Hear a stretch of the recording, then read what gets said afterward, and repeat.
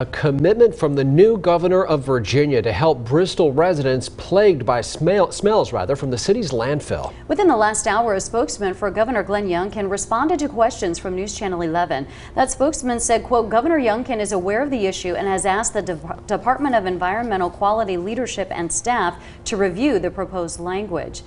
In the meantime, the governor has asked DEQ Director Mike Rolbin to remain personally actively engaged as federal, state, and local officials collaborate on possible solutions, end quote.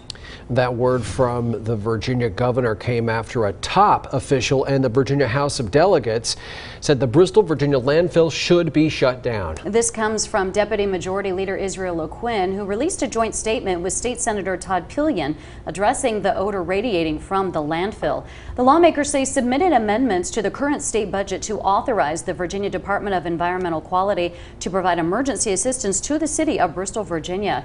John Janko's here. He talked with O'Quinn today and has more on what lawmakers want to do to help. Josh, Sarah, Delegate O'Quinn tells me the amended budget would allow the DEQ to work with Bristol to solve its emissions issues. He says eventually that means closing the landfill. If passed during this legislative session, DEQ assistance could start after March. Closure is ultimately where it's headed. All landfills have a finite life.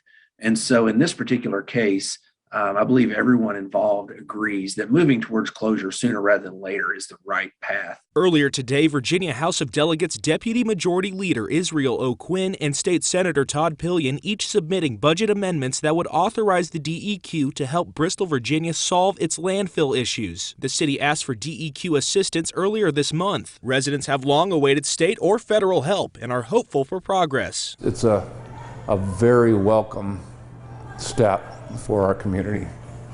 So these people have been suffering for a long time. But finding a fix, even with help from the state, might be complicated. This is not a traditional landfill closure by any stretch, and so we're going to need DEQ thinking outside the box and ultimately reaching out to EPA. The budget request still in beginning stages. No hard numbers yet. As for a timeline, O'Quinn says the budget typically passes at the end of the legislative session in March. We think it's important that it be in the current budget so that they can essentially begin immediately. The amendment calls on a long-term plan for the landfill, but there's work that needs to be done right now. It's most likely going to take some money at some point down the road to get to a solution, but obviously, what needs to be done in the short term is the mitigation of the smells. People in Bristol have long called for landfill closure. Now glad to have a lawmaker say the same. It's refreshing. It's a nice change.